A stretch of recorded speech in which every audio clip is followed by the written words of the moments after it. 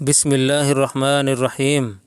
حضرت حکیم الامت رحمۃ اللہ علیہ نے اپنے مواعظ میں ایک قصہ لکھا ہے کہ ایک شہر میں دو آدمی بستر مرگ پر تھے۔ دونوں مرنے کے قریب تھے۔ ایک مسلمان تھا اور ایک یہودی تھا۔ اس یہودی کے دل میں مچھلی کھانے کی خواہش پیدا ہوئی اور مچھلی قریب میں کہیں نہیں ملتی تھی، اور اس مسلمان کے دل میں روغن زیتون کھانے کی خواہش پیدا ہوئی تو اللہ تعالیٰ نے دو فرشتوں کو بلایا۔ ایک فرشتے سے فرمایا کہ فلاں شہر میں ایک یہودی مرنے کے قریب ہے اور اس کا دل مچھلی کھانے کو چاہ رہا ہے۔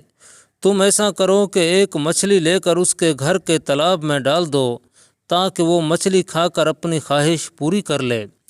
دوسرے فرشتے سے فرمایا کہ فلاں شہر میں ایک مسلمان مرنے کے قریب ہے اور اس کا روغن زیتون کھانے کو دل چاہ رہا ہے، اور روغن زیتون اس کی الماری کے اندر موجود ہے، تو جاؤ اس کا روغن نکال کر ضائع کر دو تاکہ وہ اپنی خواہش پوری نہ کر سکے۔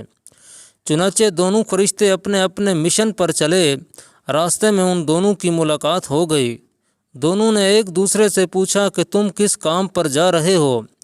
ایک فرشتے نے بتلایا کہ میں فلاں یہودی کو مچھلی کھلانے جا رہا ہوں۔ دوسرے فرشتے نے کہا کہ میں فلاں مسلمان کا روغن زیتون ضائع کرنے جا رہا ہوں۔ دونوں کو تعجب ہوا کہ ہم دونوں کو دو متضاد کاموں کا حکم کیوں دیا گیا، لیکن چونکہ اللہ تعالیٰ کا حکم تھا اس لیے دونوں نے جا کر اپنا اپنا کام پورا کر لیا۔ جب واپس آئے تو دونوں نے عرض کیا کہ یا اللہ، ہم نے آپ کے حکم کی تعمیل تو کر لی، لیکن یہ بات ہماری سمجھ میں نہیں آئی کہ ایک مسلمان جو آپ کے حکم کو ماننے والا تھا اور اس کے پاس روغن زیتون موجود تھا، اس کے باوجود آپ نے اس کا روغن زیتون ضائع کرا دیا، اور دوسری طرف ایک یہودی تھا اور اس کے پاس مچھلی موجود نہیں تھی، لیکن اس کے باوجود آپ نے اس کو مچھلی کھلا دی۔ اس لیے ہماری سمجھ میں نہیں آئی کہ یہ کیا قصہ ہے۔ اللہ تعالیٰ نے ارشاد فرمایا کہ تم کو ہمارے کاموں کی حکمتوں کا پتہ نہیں ہے۔ ہمارا معاملہ کافروں کے ساتھ اور ہے اور مسلمانوں کے ساتھ کچھ اور ہے۔ کافروں کے ساتھ ہمارا معاملہ یہ ہے کہ کافر چونکہ دنیا میں نیک عمل کرتے رہتے ہیں، مثلا کبھی صدقہ و خیرات کر دیا، کبھی کسی فقیر کی مدد کر دی، اس کے یہ نیک اعمال اگرچہ آخرت میں ہمارے ہاں مقبول نہیں، لیکن ہم ان کے نیک اعمال کا حساب دنیا میں چکا دیتے ہیں تاکہ جب یہ آخرت میں ہمارے پاس آئیں تو ان کے نیک اعمال کا حساب ہو چکا ہو اور ہمارے ذمہ ان کی کسی نیکی کا بدلہ باقی نہ ہو۔ اور مسلمانوں کے ساتھ ہمارا معاملہ جدا ہے۔ وہ یہ ہے کہ ہم یہ چاہتے ہیں کہ مسلمانوں کے گناہوں کا حساب دنیا کے اندر چکا دیں تاکہ جب یہ ہمارے پاس آئیں تو گناہوں سے پاک و صاف ہو کر آئیں۔ لہٰذا اس یہودی نے جتنے نیک اعمال کیے تھے ان سب کا بدلہ ہم نے دے دیا تھا، صرف ایک نیکی کا بدلہ دینا باقی تھا، اور اب یہ ہمارے پاس آ رہا تھا۔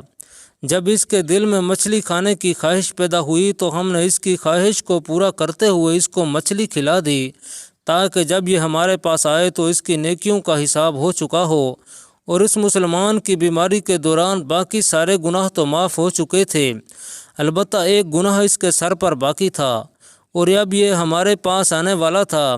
اگر اسی حالت میں ہمارے پاس آ جاتا تو اس کا گناہ اس کے نامہ اعمال میں درج ہوتا، اس لیے ہم نے یہ چاہا کہ اس کا روغن زیتون ضائع کر کے اور اس کی خواہش کو توڑ کر اس کے ذریعے اس کے ایک گناہ کو بھی صاف کر دیں تاکہ جب یہ ہمارے پاس آئے تو بالکل پاک و صاف ہو کر آئے۔